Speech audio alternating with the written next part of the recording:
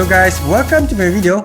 Aku yakin korang sebenarnya nak tahu apa top list untuk pilih sebuah smartwatch daripada Android ataupun Wear OS.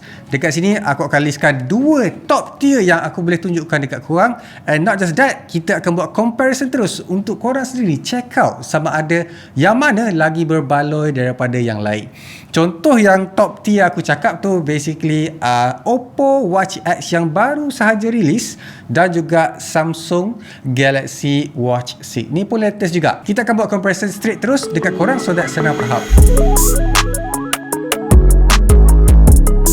Yang pertama sekali adalah dia punya design dan juga material. Kalau ikutkan, kedua-dua jam ni sebenarnya menggunakan military grade dan juga sapphire glass crystal untuk dia punya screen. Maksudnya ketahanannya lagi better daripada kebanyakan smartwatch yang korang kenal. But apa yang ada dekat Oppo adalah coating untuk buatkan dia less fingerprint magnet. Another thing is IP rating sebenarnya penting juga. So kedua-dua jam ni memang support IP68 sama ada dekat Oppo ataupun dekat Samsung. Perbezaan yang paling ketara yang korang boleh nampak antara kedua-dua jam ni sebenarnya adalah dia punya design. Contohnya Oppo Watch X, dia tak macam Samsung sebab ia ni nampak simple dengan butang dan juga screen. But apa yang korang akan perasan adalah dia ada physical punya ring dekat atas ni untuk korang toggle antara menu. So dekat sini sebenarnya memang unik dekat Samsung.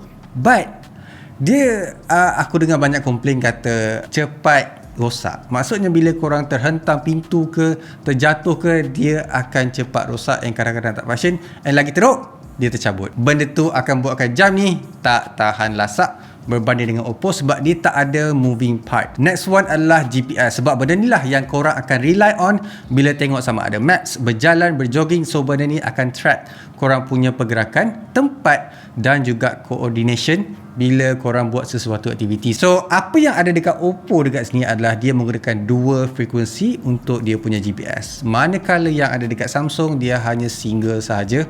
So maksudnya dekat sini dia still boleh gunakan a basic punya maps ataupun location. But kalau korang nak frekuensi ataupun yang lagi tepat, it's better yang ada dekat Oppo dua frekuensi. Benda-benda macam ni bukan penting dekat luar bandar je tau, tapi sebenarnya dia agak penting untuk duduk dekat dalam bandar sebab time dekat dalam bandar lah akan banyak interference signal. Alright, kalau ikutkan dua-dua jam ni sebenarnya ada feature yang orang kata asas, basic. Contohnya macam heart rate, and then sekarang kita dah start normalizekan blood oxygen sensor. Kedua-dua jam ni sebenarnya ada and boleh monitor korang punya tidur. Benda tu basically ada dekat semua jam. Sekarang apa feature yang membuatkan salah satu jam ni lagi advanced daripada yang lain? But apa yang ada dekat Oppo Watch X ni sebenarnya lagi banyak sebab dekat sini dia ada 100 lebih senaman yang dia boleh kesan spesifik on that exercise. Manakala yang ada dekat Samsung pula sebenarnya dia ada dalam 90 saja. So Oppo dia lagi banyak. Korang mesti ingat yang sport mode ni sama je dekat semua jenama kan? Tak. Kalau korang pergi dekat Oppo ni, dia banyak benda dia boleh detect. Contohnya dia ada GCT, Ground Contact Time. Maksudnya time korang running tu sebenarnya dia dapat tahu korang punya contact time antara kaki dan juga tanah ni berapa lama, dan juga dia tahu korang sebenarnya berlari banyak percentage korang pijak kaki kanan atau kaki kiri. That's how advanced dia punya sensor dekat sini dapat detect semua benda tu. Lepas tu dia kira kita punya running ni ikut watt tau, 53 watt untuk aku sendiri berjogging. Korang kena ingat aku bukan kereta, tapi macam tu lah dia detect kita punya running daripada konsisten kita tu macam mana. Mind you guys yang kebelakangan ni aku ada sakit kaki sikit, so tu bukan alasan. Dan disebabkan feature ni juga membuatkan aku sendiri tahu yang aku ni jenis yang banyak guna kaki kanan instead of kaki kiri. Make sense juga sebab aku ni seorang right hander kan. Not just that, dia juga akan tahu korang punya posture masa berlari macam mana, and agresif ataupun tak, relax ataupun tak. Dekat situ diorang akan calculatekan. Kejap, korang rasa benda tu dah macam impressive enough? Tunggu bila korang dapat tahu yang Oppo Watch X ni sebenarnya dia dapat detect korang punya style main badminton. Maksudnya dia akan dapat detect korang punya smash main badminton daripada atas swing ataupun bawah punya swing tau. Tunggu korang dapat tahu yang dia actually boleh dapat tahu yang korang actually guna forehand ataupun backhand. So aku main badminton sebenarnya. So bila aku smash tu sebenarnya aku tak dapat tahu yang actually aku smash is macam like good, laju, padu ataupun tak.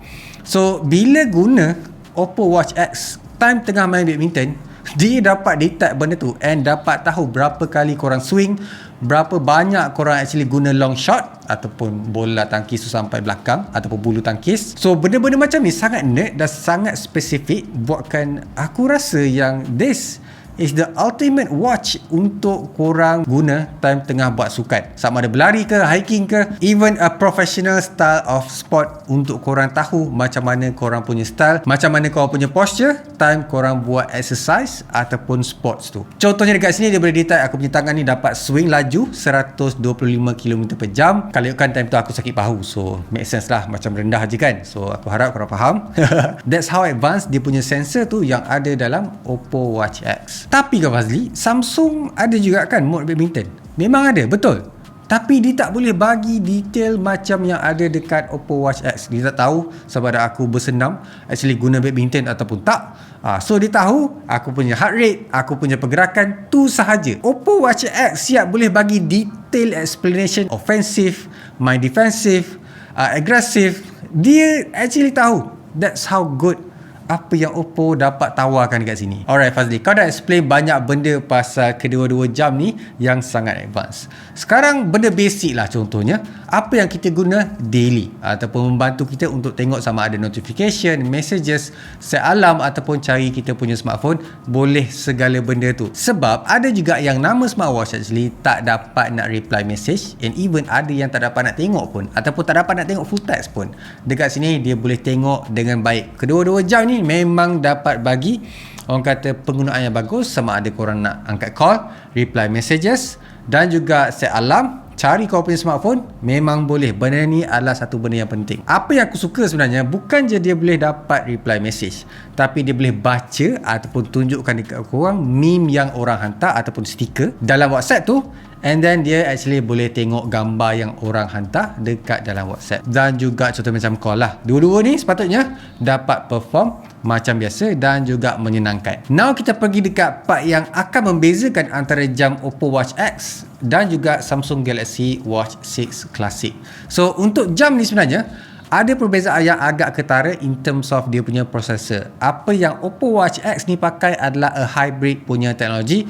One of the first dalam industri juga untuk promotekan pakai dua processor. Pertama, dia actually pakai Snapdragon W5100 punya processor dan juga dia pakai BES 2700. Manakala yang ada dekat Samsung ni sebenarnya dia pakai single processor in-house daripada Exynos menggunakan W930.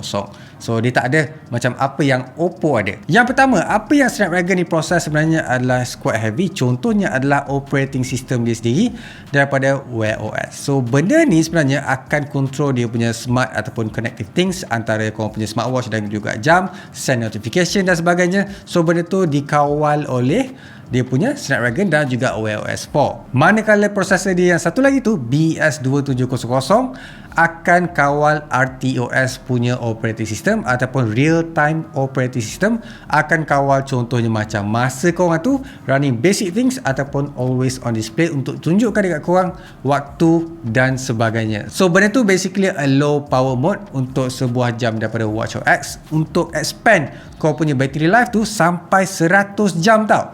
Comparekan dengan apa yang Samsung dapat buat dekat sini hanya 40. Itu pun korang kena offkan dia punya always on display. That's how perbezaan agak jauh antara kedua ni. And bukan jauh sikit tau, jauh dia lebih daripada separuh. Yang ni 40 jam, yang ni pula 100 jam. Macam mana dia punya style pula Fazli? Adakah kedua-dua ni sebenarnya convenient untuk guna in a daily punya use?